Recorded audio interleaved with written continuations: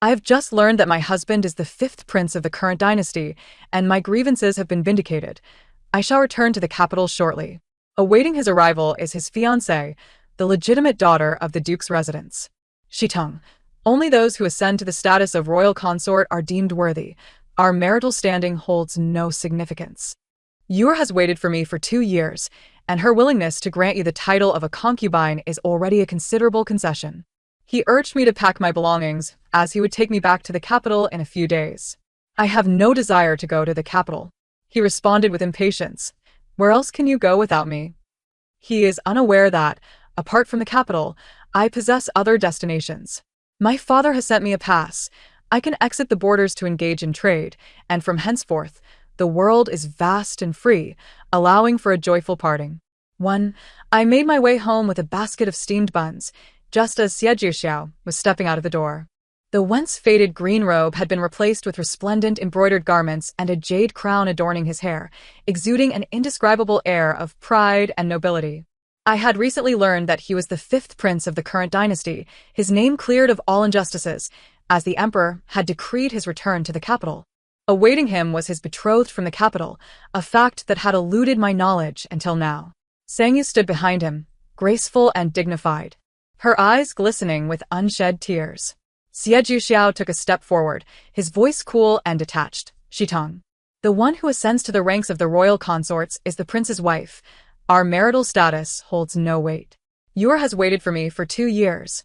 Her willingness to accept a lesser position as your concubine is already a considerable concession. Pack your belongings. In a few days, you shall accompany me back to the capital. My gaze lingered on their intertwined fingers. He seemed eager to present Sangyu to the world, possibly at the cost of her dignity. The depth of his affection for Sangyu was palpable, a mutual devotion I had never experienced.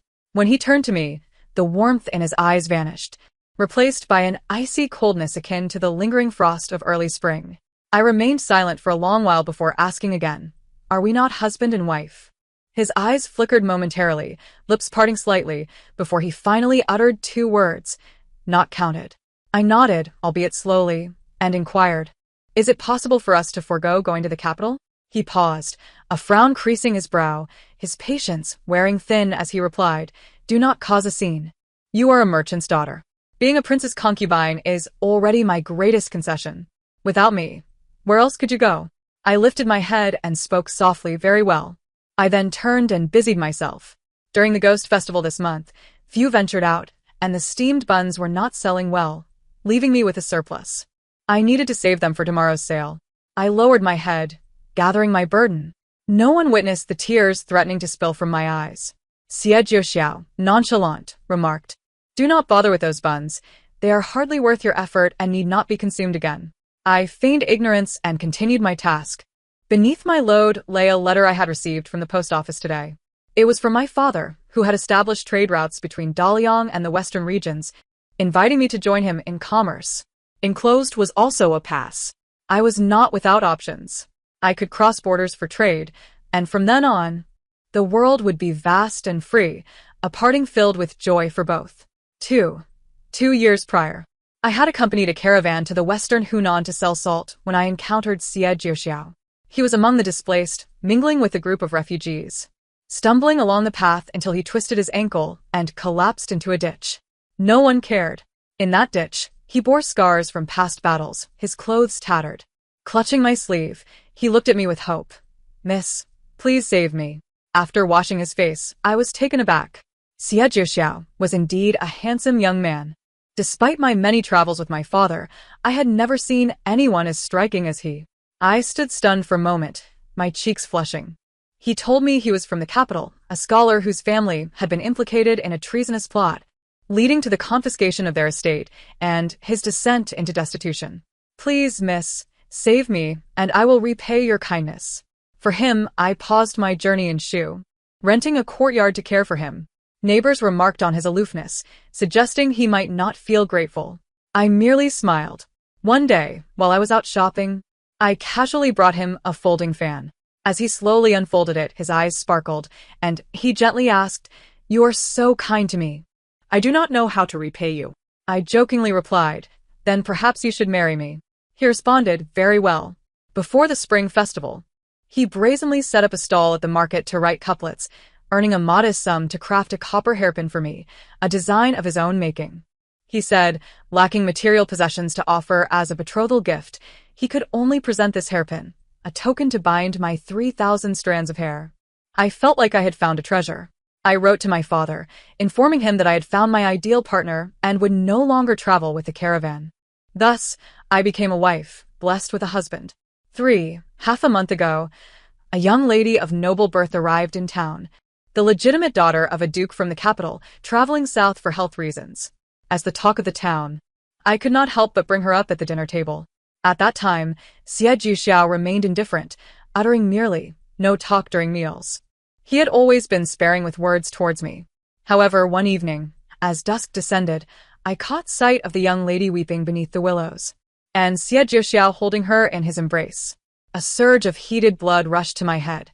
What was I thinking? Should I have acted like the fruit vendor next door, seizing a firewood stick and confronting them? But a scuffle between two women would be too undignified. I fell silent. Perhaps I had misjudged? If not, I foolishly thought, despite Xie Juxiao's remarkable talent, he was still a refugee, while that young lady was a woman of high birth. Even if they shared some hidden affection, they could never truly unite. Yes, that must be it. Miss Sang remained sheltered and seldom emerged. I never saw Xie Juxiao meet with her again.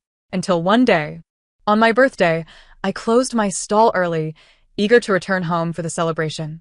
The night before, I found a new hairpin beneath my pillow. Elated, I hurried home, only to receive a cotton handkerchief from Xie Juxiao, who bore his usual indifferent expression. "You make steamed buns. Your hands will get greasy. This will be useful. I am rather short on funds, and have nothing of better worth." Yet, the hairpin I had longed for appeared the next day in Miss Sang's hairdo. She visited to buy steamed buns. The gentle breeze stirred the willows as she remarked, "I truly envy you." Others, hearing this, found it nonsensical. But in that moment, I understood. A wave of bitterness washed over me. She left with red-rimmed eyes, while that night, Xie Juxiao returned with tears in his own. He was heavily intoxicated.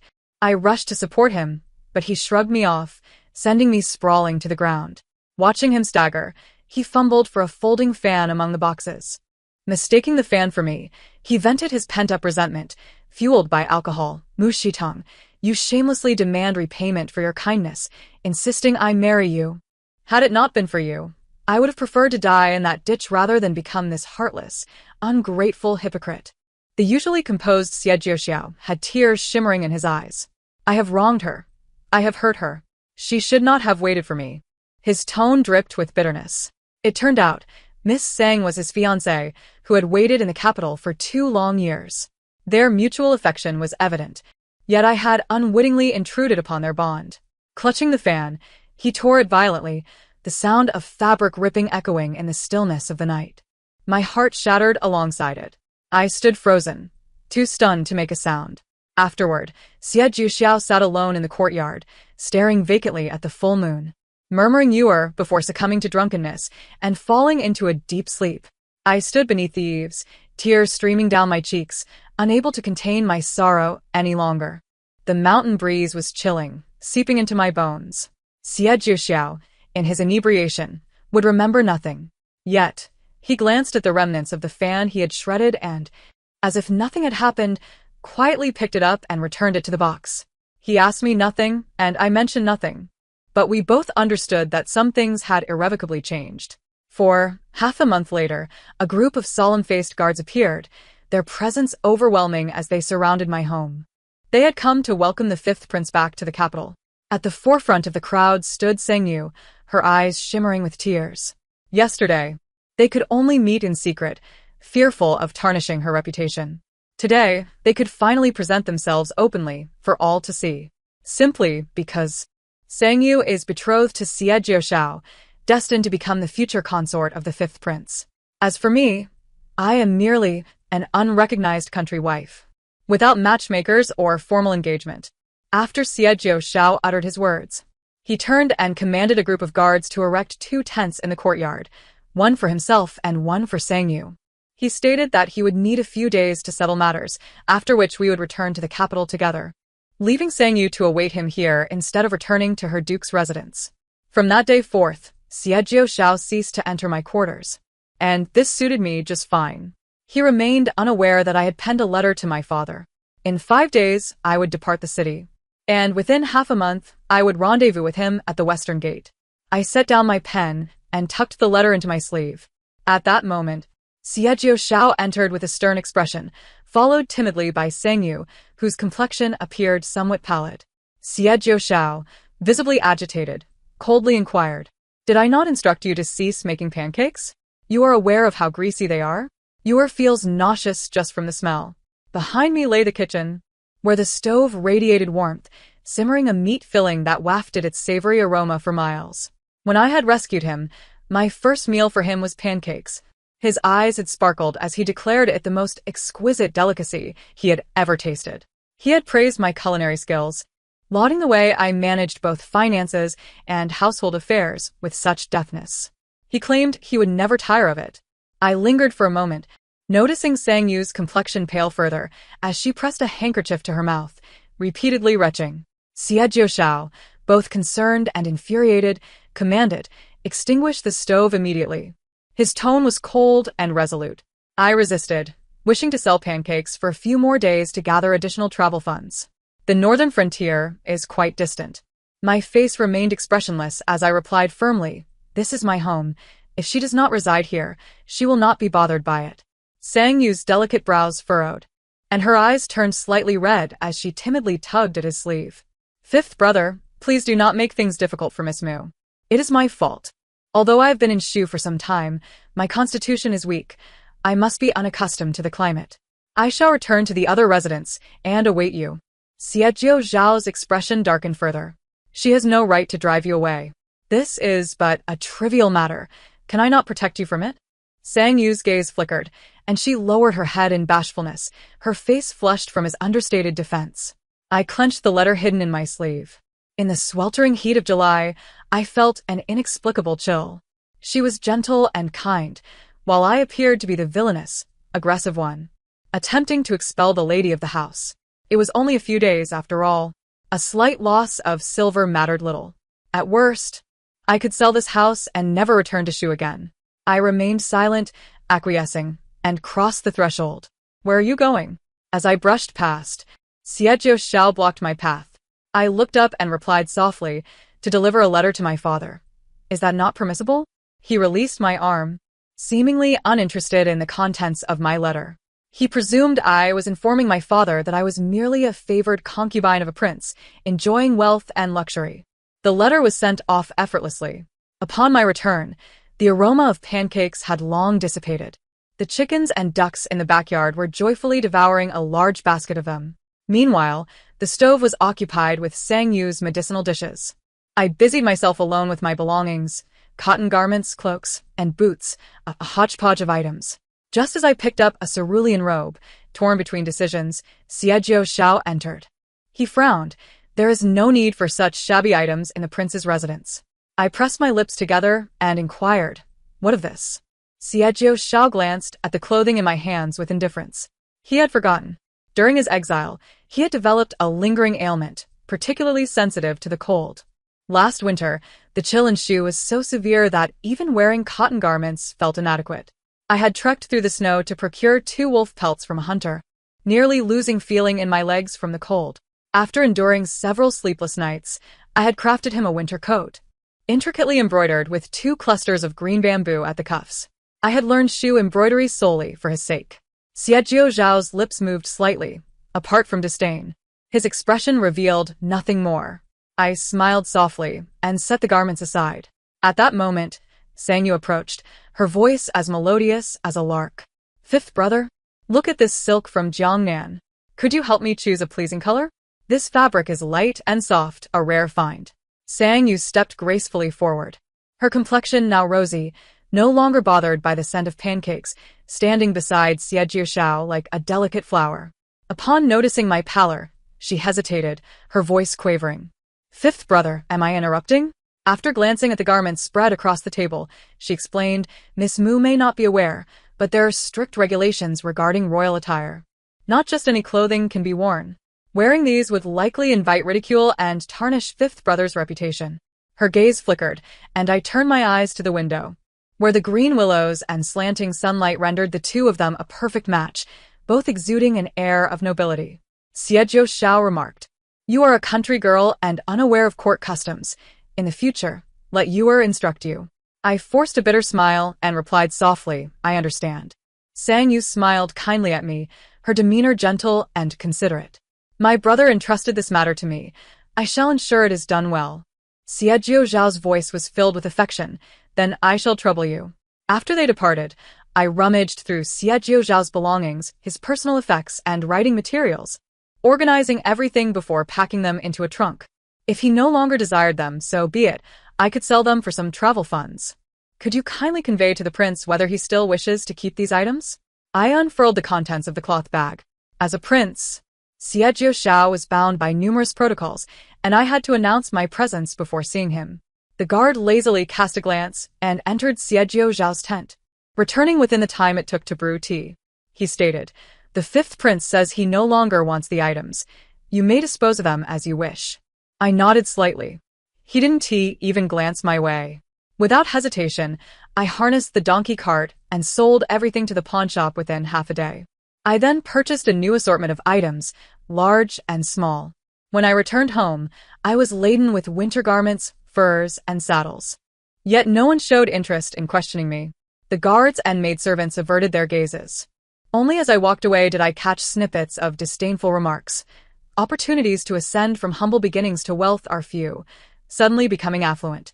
Who can resist the urge to splurge? Poor miss. She must now call such a person her sister. I could not help but quicken my pace, casting those words far behind me. Now, I was merely in need of a fine steed. The neighbor had long desired my pancake recipe, and I sold it for 2 taels before taking my little donkey to the horse market. The market was bustling. Most of the customers were merchants seeking sturdy horses for transport, knowledgeable about which horses had strength and endurance. After surveying the area, I finally settled on an unassuming horse and began to haggle. The old man stroked his grizzled beard. "You have a keen eye, young lady, but this silver is insufficient. Perhaps you could consider this other horse?" The old man pointed to a nearby white horse, but it was already claimed by someone else. Sang Yu's delicate voice rang out amidst the clamor of the market, particularly bright. "Fifth brother, this horse is beautiful. What do you think?" Xie Shao sat atop another horse, leaning down with a smile, his face radiating affection. "As long as you like it, you may have it." Sang Yu suddenly turned to me. "Miss Mu?" Upon seeing me, Xie Shao adjusted his horse's position, his brows knitting together as he asked, "What brings you here?" I tugged the reins in my hand and answered straightforwardly, "I am selling a donkey. It lacks the stamina for long distances." Xie Shao took my words at face value. Suddenly, his gaze fell upon my hairpin, and he squinted slightly, momentarily lost in thought. His voice tightened. "Where is your hairpin?" I instinctively touched my hair. The pursuit of beauty has always captivated women, and over the past few years, I have acquired a considerable collection of jewelry. However, the copper hairpin he gifted me remains dear to my heart, and regardless of the changing seasons, I adorn my hair with it. I take great care to keep it polished and free of rust. Looking up, I spoke softly. "Oh, didn't your guard just inquire about you?" "All mere trinkets, unworthy of my station," he replied dismissively, his tone betraying a hint of irritation. "I have no need for them." At his words, a flicker of annoyance crossed Xie Xiao's face, his eyes narrowing with a hint of indignation as he retorted, "Mere trinkets?" He swiftly dismounted and stepped closer, asserting, "That is precious to me." Suddenly, Sang Yu gasped, "Fifth brother." Her horse, startled, teetered as if it would throw her. In an instant, Xie Xiao spun around and seized the reins, steadying the animal with ease before gently assisting her down. Sang Yu, still shaken, looked up at him with wide eyes. "Fifth brother, this horse seems averse to human contact. I feel rather frightened." "Let us find another," he replied, his thoughts evidently shifting away from our previous exchange. The irritation on his face dissipated, and his focus turned solely to Sang Yu as he ambiguously stated to me, "Very well, if it is sold, then so be it. Upon our return to the capital, I shall acquire a golden hairpin for you," he added, turning his head. Yet I had already turned away. Sang Yu tugged at his sleeve. Fifth brother, look over there. That horse is beautiful. You once promised to teach me to ride. I have waited 2 years for this. You must teach me in the coming days. It was only then that Xie Jiuxiao seemed to regain his awareness and redirected his gaze. Once they had moved away, I turned to the old man. Will the silver, along with my donkey, suffice to purchase that horse? The shopkeeper regarded me and then the donkey, nodding in agreement. They were to saunter into the capital to procure their horse, while I intended to take the western gate. 2 days before our departure from the capital, a maidservant, witnessing my preparations, could not help but murmur, "Miss, you have sold a batch of old belongings and bought new ones. Yet, to my eye, they bear no distinction from the previous ones. The style and fabric are rather humble. I doubt the fifth prince would take a liking to them," she stated candidly. Without any intention to belittle me, I lowered my gaze in silence, diligently organizing my possessions. Humility mattered not. All these items were suitable for trade. In but a day, I would be on my way. As I continued to pack, a guard attending to Xie Jiuxiao informed me that Sangyu had sent an old matron to instruct me on propriety before our arrival in the capital, to prevent any inadvertent faux pas with nobility. This matron, whom I recognized as Sangyu's wet nurse, wore a kind countenance, but that facade waned in my presence. With an air of authority, she scrutinized me and proceeded to outline countless rules, insisting I learn them. With each bowl placed atop my head that fell, she eventually realized my disinterest. Her patience and the faint respect she harbored vanished, leaving her glaring at me in wrath. I am acquainted with Consort Rome. Had it been her teaching you, I assure you, I would not be so lenient. I have only ever instructed refined young ladies, never a village girl like you.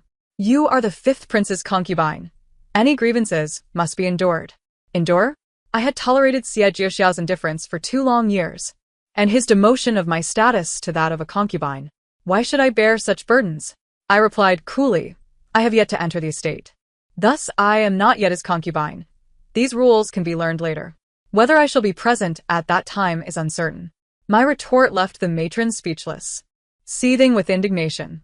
Before half a day had passed, the guards and maidservants in my small courtyard were abuzz with tales of my defiance against the elder of the duke's household.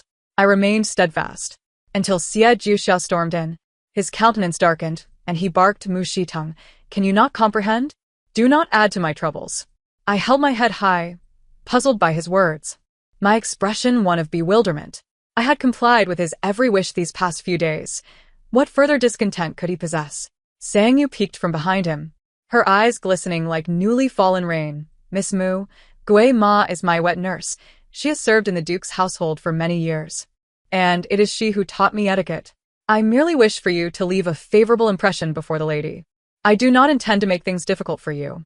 Sangyu approached, appearing as a caring sister, reaching out for my hand, but I instinctively withdrew. Hurt flickered across her face, and tears cascaded down her cheeks. Xie Jiuxiao's temper flared. "Have someone escort Miss Sang back." He gently soothed her as she departed. Once we were alone, Xie Jiuxiao stepped forward, grasping my wrist with a fierce grip, demanding, "What did you mean by that remark?" "What remark? What do you mean by whether I shall be present? Where else could you go if not with me? We have made our vows." He halted, realizing the implications of his words. He seemed assured that I had nowhere else to go, that I was bound to him. I fabricated a lie. That was merely a statement made in anger. He appeared to relax but still held my hand with a vice-like grip, causing me pain. His voice turned frigid, laden with disappointment. "Mu Shitong, your lineage is humble, and you are not even worthy of a secondary wife as status. I could grant you the title of a favored concubine only through the influence of my mother and the duke's household. Do you have any idea how much I have defended you?" I forced a smile, my heart aching. He had never inquired whether I wished to be this favored concubine.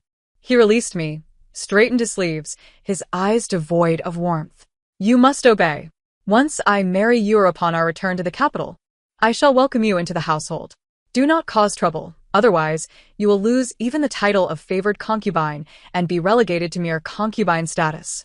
I lowered my gaze, my fingertips turning pale from the pressure, suppressing the bitterness rising within me. I replied hoarsely, "Understood." On the final day before leaving the capital, I retrieved the deed to my house and approached the merchant. I stated plainly, "How much can this house be sold for?" The shopkeeper, Aware of my identity as the woman who sold pancakes in the East Market and knowing Xie Jiuxiao was the fifth prince, greeted me with a warm smile, eager to engage in small talk. I averted my eyes, merely stating, regardless of the price, sell it immediately. You may collect the house the day after tomorrow. I shall not return thereafter. The shopkeeper nodded vigorously, even offering his congratulations. I sought a swift resolution, unwilling to haggle, and for the first time, I made it a losing transaction. I stepped out with the silver in hand. In July, the pomegranates blazed like fire along the banks of the Zhan River, where flowers bloomed in clusters. In a small pavilion, a pair of young lovers sat, the fire crackling, the aroma of tea wafting through the air. Sang Yu cradled several freshly picked pomegranate blossoms, while Xie Jiuxiao penned poetry on a silk fan. Sang Yu took it from him, bringing it to her nose to inhale the fragrance, the tinkling of her hair ornaments resonating softly. Xie Jiuxiao, seated opposite her, brushed away the fallen petals from her shoulders. It was a warmth and tenderness I had never known. In the past, I had suggested outings to admire the flowers, but he had always replied indifferently that he disliked such activities. At the time, I had naively believed him, but now, it was clear that it was not the flowers he detested, but rather the company he preferred to avoid. I felt like an unrefined individual, as if appreciating flowers with me was akin to playing the lute to a cow. I could not compare to the well-read Sang Yu. In recent days, I had been unable to see Xie Jiuxiao. They were frolicking in the winds and chasing the moon. I stood quietly behind a tree, my eyes stinging with unshed tears. I lowered my head, swallowing back the sorrow. Xie Jiuxiao paused, glancing in my direction, but I quickly averted my gaze, pretending not to notice.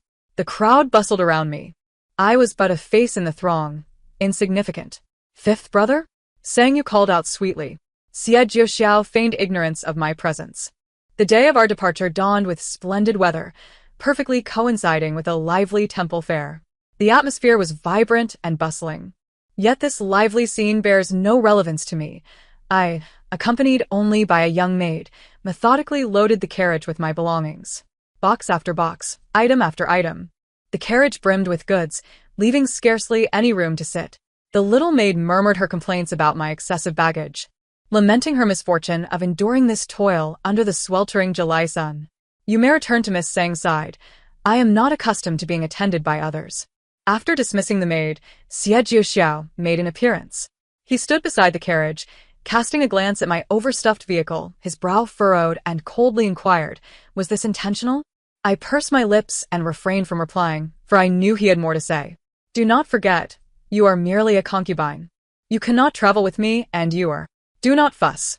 This is the rule, he added. I shook my head, indicating I would not create a scene. I shall ride with the coachman. I am a merchant's daughter. I am used to it. He proceeded northward to the capital, while I walked west towards the west gate. Our paths were inherently divergent. Xie Jiuxiao's expression was as frigid as the ice of March as he waved his sleeve and departed. Do as you wish. Miss Sang finally emerged amidst calls, surrounded by her attendants like planets orbiting the sun. They carefully assisted her into the carriage, while my side remained desolate. I had even sent away my sole maid. The coachman, seated atop the carriage, hesitated before speaking Mississippi. I gracefully leapt onto the carriage, settling beside the coachman, and softly instructed, proceed slowly. There is no rush. The wheels clattered as we made our way toward the city gates. My heavily laden carriage moved particularly slowly. In my line of sight, Xie Jiuxiao's carriage receded farther away. Initially, he had instructed the coachman to halt and wait for me, urging me several times to hasten, so as not to lose him. The coachman thumped his chest, asserting, there is but one official road to the capital. We cannot lose our way. Miss Sang lifted the carriage curtain, revealing a gleeful face as she exclaimed, Fifth brother, let us hurry. We might catch the blooming wheat flowers in the capital. Upon hearing this, Xie Jiuxiao could not help but quicken his pace, and the horses galloped faster. The city gates teemed with traffic, carriages, donkey carts, pedestrians, and porters, before we managed to squeeze through. Unbeknownst to Xie Jiuxiao, none of the carriages following along the official road was mine. As I saw his carriage growing ever distant, the coachman cracked the whip, urging the horses onward. Miss, hold steady. Yet, I seized the reins, retrieving a silver ingot from my bosom. Thank you for your efforts. I shall continue on my own from here. The coachman, being hired, accepted the payment without further inquiry and dismounted. I turned the carriage around and headed westward, on the official road leading to Changyang Pass. My father and several associates had been waiting for quite some time under the blazing sun, growing somewhat restless. My father remained composed as ever. Have you arrived? I replied with a simple, yes, and then tears began to flow uncontrollably. Typically loquacious, he now seemed somewhat reticent. Ordinarily, he would scold me, but the past could not be revisited, and further words would be futile. My father, always magnanimous, did not dwell on the past, but inquired about the future. Daughter, let us depart. Aside from the initial discomfort of setting out, I quickly acclimated. We journeyed westward. The great river surged, the mountains loomed majestically, and we ultimately passed through Changyang Pass. Beyond Yang Pass, there are no familiar faces. My father excitedly remarked that with the two nations now on amicable terms and trade established, there were many treasures beyond the pass. This was our chance to prosper. Beyond the pass lay the vast desert, the lonely smoke rising, and the sun setting over the long river. I had encountered the green-eyed denizens of the western regions, and the melons that grew in the Gobi were sweet to the point of being cloying. Standing atop a sand dune, I felt as insignificant as a grain of sand. My father approached, exhaling a puff of smoke, and asked, "Are you thinking of that person?" I shook my head. I felt a sense of relief that I had not returned to the capital with Xie Jiuxiao, where the confines of the courtyard would leave me perpetually anxious, pondering whether he cared for me. Here, however, the sky was vast, and the world was expansive. My trifling worries had long been relegated to a small corner of my heart. I smiled and said, "Daughter is thinking, if we earn a fortune on this trip, might father find me a stepmother?" My father coughed lightly. "Dare you jest with your father?"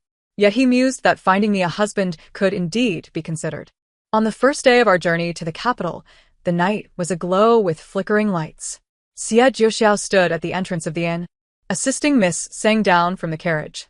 After a moment of hesitation, he turned to the carriage at the rear.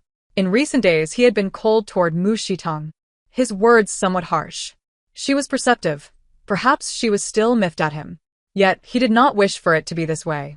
However, with Sang Yu present, she was his fiancée, and he had to take that into account. "Shitong, we have arrived at the inn. Let us make do here for the night." Xie Jiuxiao knocked on the carriage wood. A man emerged. It was then that Xie Jiuxiao suddenly realized that the coachman was not the one he had hired, nor was the carriage Mu Shitong's. Staring at the wheel tracks on the ground, he began to panic. Carriages passed by, one after another, and he stood at the door, scrutinizing each one, yet none belonged to me. His unease grew. "I told her not to bring so many things. She insisted on it. I said I would buy for her in the capital. It should not have delayed our progress." Xie Jiuxiao began to pace, his words sounding like a monologue, yet also a complaint directed at the maid beside him. The maid timidly lowered her head, too fearful to speak. Miss Sang emerged from the inn, somewhat displeased, casting a glance at the elderly matron beside her. The matron stepped forward slowly, saying, "Your Highness, I understand your concern for Miss Mu, but she is merely a concubine. It is improper for you to wait at the door for her. If word gets out, it could be turned against you. Forgive this old servant for speaking out of turn. Your foundation is still unstable, and you must prioritize the greater picture." Miss Sang, ever considerate, inquired, "Shall we send someone to search for her?" Xie Jiuxiao inhaled deeply, calming his expression, and coldly retorted, "She is merely a concubine. We must not allow her to gain too much leverage. Otherwise, if she rides roughshod over you, that would be my fault." Miss Sang smiled faintly. The next day, as we set forth, Xie Jiuxiao deliberately slowed our pace, whether intentionally or not. At night, we camped by the roadside. Xie Jiuxiao looked back with a longing gaze. The silence was profound, the starlight faint. He awaited her arrival. Xie Jiuxiao's expression grew colder, and he finally spoke slowly, "Someone, go find her." Each word seemed to be forced from between his teeth. Xie Jiuxiao's instructions were to search along the official road and side paths all the way back to Pingliang town, urging the horses to gallop. The guards, diligent in their duty, returned within a day with news. "Miss Mu has left." Left. What did that mean? The two brief words struck Xie Jiuxiao like a blow, rendering him breathless. He instantly panicked, his form swaying, nearly losing his balance. What trick is she playing now? He muttered to himself.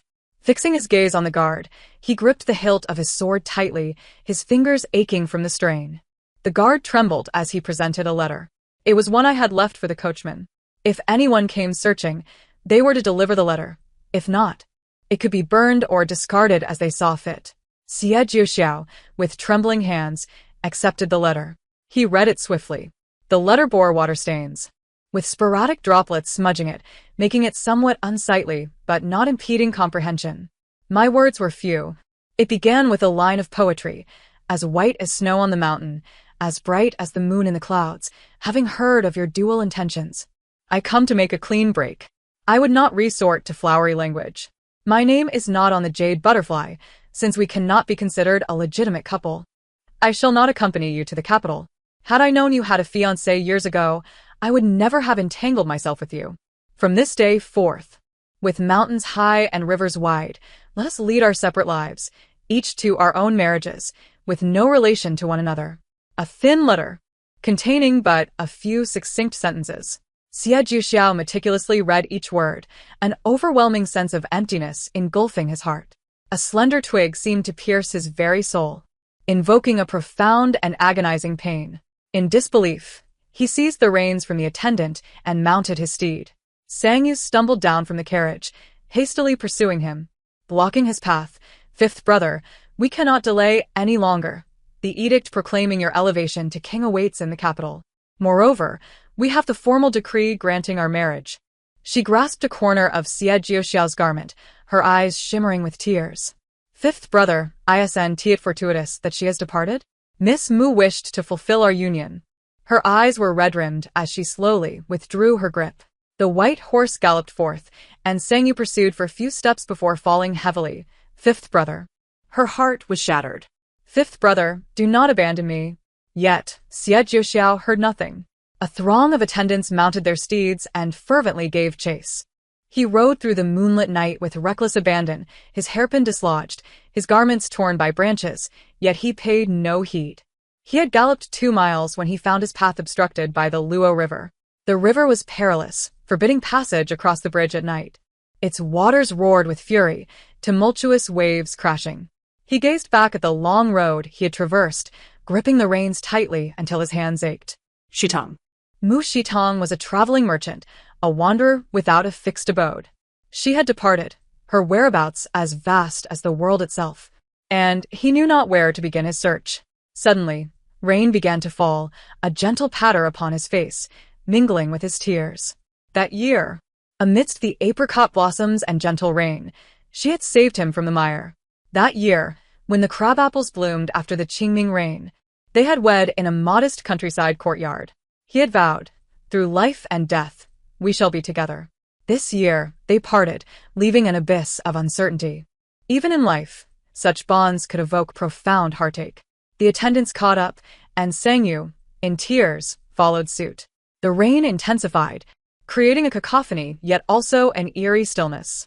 He had once believed that marrying Mu Shitong was merely a means to repay her life-saving grace. He even felt a sense of humiliation. Coldness and distance were the prices she should bear. He thought that granting her the position of a favored concubine was the greatest fortune she could receive, one for which she should be eternally grateful.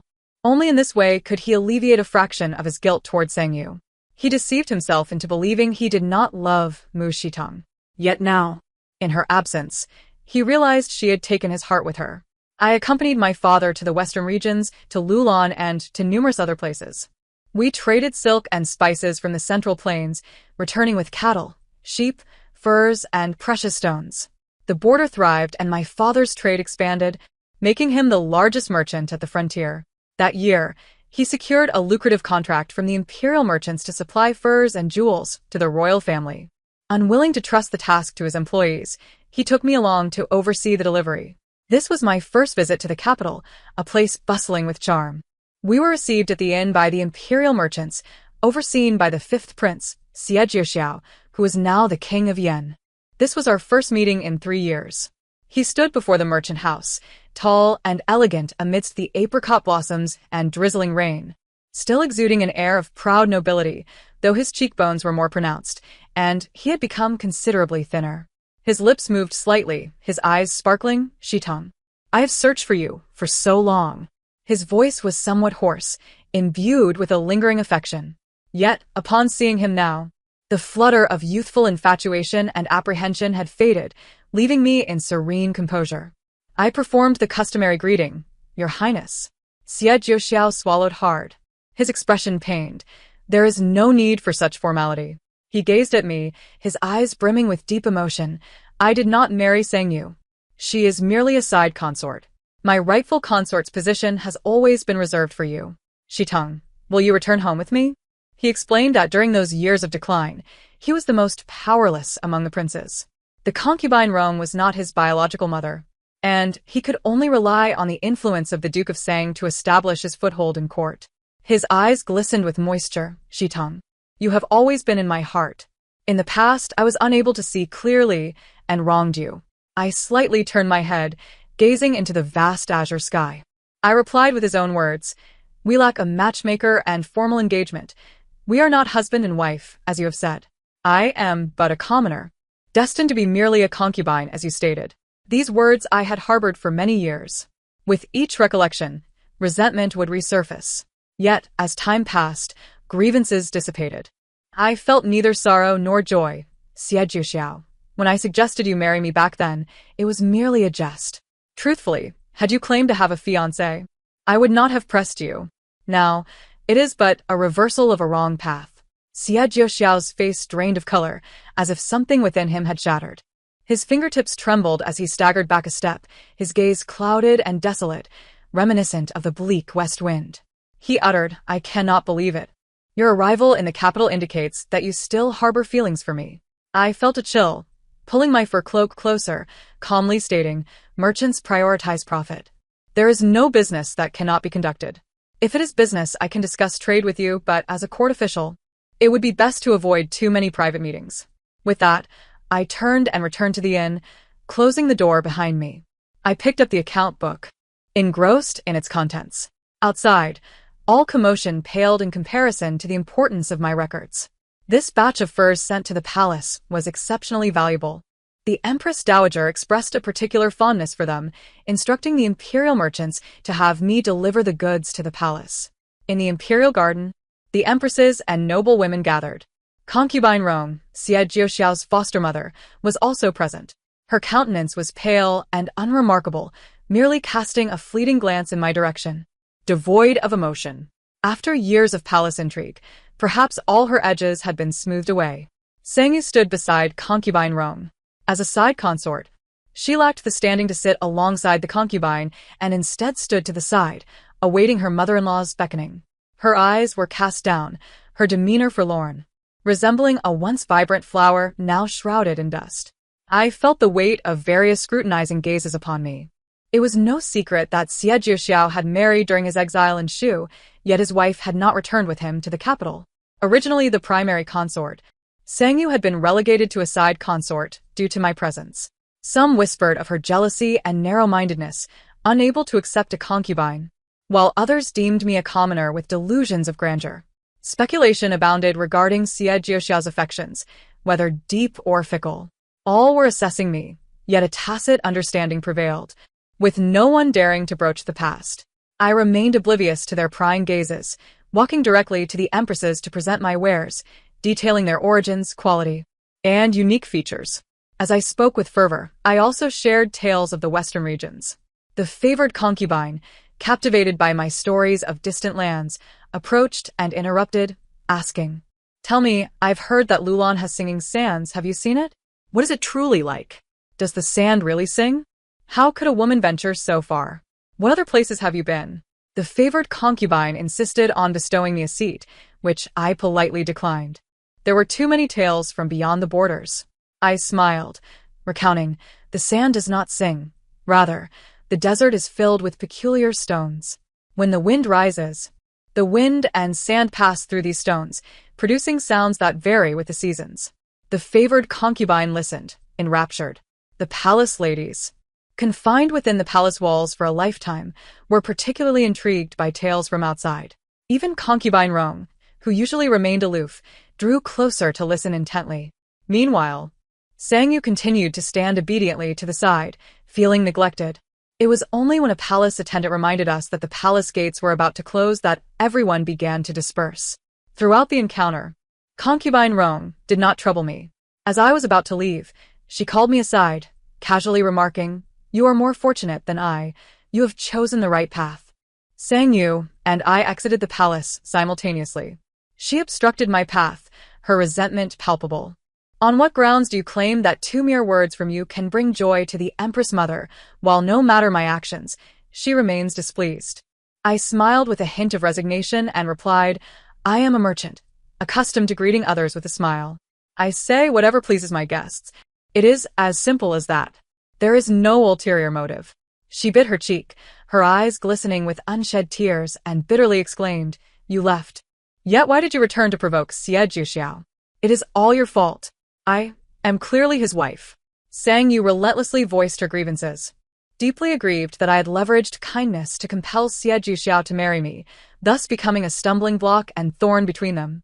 She resented me for having ventured far away, stealing his heart, leading to a lingering yearning that could never be fulfilled. Just as Xie Juxiao had once neglected me, he now turned his cold shoulder to her. With tear-filled eyes, Sangyu lamented, "I simply liked him. Have I erred?"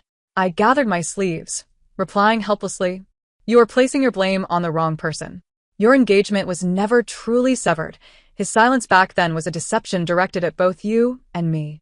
Sangyu halted her tears, frozen in disbelief. "He exploited me to secure a place to live, then turned to you to establish his foothold in the capital." I lowered my gaze. I departed only after seeing the truth. As Sangyu's bewildered expression lingered, I climbed into the carriage. Xie Juxiao sought me out several times. Each time I had my maid decline. The maid, fearful of offending the prince, accepted a cluster of plum blossoms and timidly placed them on my desk, saying, "Lord Yan has mentioned that the plum blossoms in the outskirts are in full bloom and invites you to view them. He will not leave until you do." I cast a glance, my heart devoid of any stirrings. On that day, Xie Juxiao stood alone in the wind, waiting for what felt like an eternity. The breeze scattered the blossoms, clouding his vision and reddening his eyes. He waited from dawn till dusk, yet he would not see me. Having successfully concluded my business in the capital, I earned a substantial profit. Before departing, I busied myself with procuring various goods that could fetch a good price beyond the borders. Upon returning home, I collapsed onto a chair in exhaustion. At that moment, the maid presented me with an exquisite box, bowing her head and smiling awkwardly. "Miss, this is a gift from Lord Yan." I dared not refuse, so I accepted it on your behalf. I opened the box, expecting something valuable, but it contained merely a copper hairpin, identical to one he had gifted me in the past. Now, this pin was solemnly placed within a lacquered box. I had returned many of the gifts Xie Juxiao sent me, and this pin was no exception. The day before my departure from the capital, Sangyu came to see me, her face marred with clear handprints. The cause was her realization of Xie Juxiao's relentless attempts to win my favor, which triggered an outburst of resentment and grievances, culminating in a fierce argument where, in a moment of anger, he struck her. Following this incident, Xie Juxiao's cold indifference persisted. Tears rolling down her cheeks drop by drop. Sangyu choked back her sobs, her vulnerability palpable. I was wrong in the past. Now I am tasting the bitterness. "Miss Mu, I will relinquish my position as the primary wife to you and no longer vie for his affection. Please stay." I regarded her, a hint of amusement bubbling within me. "Did he send you as a messenger?" Upon being called out, Sangyu's expression turned desolate, and with a mix of bitterness and sorrow, she nodded, her tears flowing more freely. I sighed. "The more inexpensive your affection, the more he will trample upon it. Miss Sang, you were originally the legitimate daughter of a noble house, sought after by many suitors in the capital. You should not be the one to plead with me." Sangyu stood rooted to the spot before burying her face in her hands and weeping. On the day I left the capital, Xie Juxiao appeared. He rode in on horseback, unable to mask his excitement. He knelt before the emperor for an entire day and night, even willing to exchange his royal title for an imperial decree to wed me, a commoner, as his legitimate wife. Xie Jiuxiao cautiously extended the decree towards me, his gaze fixed on mine, humble and hoarse. Shitang, once your name is inscribed, you shall be my rightful wife. Please do not leave. I gently pushed it back. In that instant, everything crumbled in his eyes, and darkness descended upon his expression. I calmly stated, "Why can you not understand?" His face drained of color, lips trembling. I paused before continuing. "I no longer harbor feelings for you. I have grown fond of the begonia blossoms of Jiangnan, the sour apricots of the northwest, and the mare's milk wine beyond the borders. There are too many things I cherish, leaving no space for you." I turned my gaze towards those behind him, where Sang Yu wept inconsolably. "But there are those whose hearts are filled to the brim with thoughts of you. Yet you have betrayed one after another." With that, I signaled for the driver to proceed. The carriage slowly rolled away, and as I lifted the curtain, I caught sight of Xie Jiuxiao still standing there, understanding fully. I would not look back. This parting might very well be our last. Years passed. Sang Yu eventually achieved her heart's desire, ascending to the position of Yan Wangfei. The emperor, in pursuit of a continuation of the royal lineage, suggested that the princes take concubines to bear children, yet several princes rejected the notion, citing marital harmony. Only Xie Jiuxiao accepted, with Sang Yu personally selecting 2 suitable concubines for him, sweet and charming young women from reputable families. Sang Yu was his youthful muse, the one who had once invested genuine affection, employing all means to secure his heart, her eyes and heart solely focused on him. She displayed neither joy nor sorrow as she welcomed the concubines, her etiquette impeccable. Xie Jiuxiao had initially anticipated that Sang Yu would employ some cunning to refuse the idea of concubinage. He asked in frustration, "Are you not even jealous?" He seemed somewhat anxious.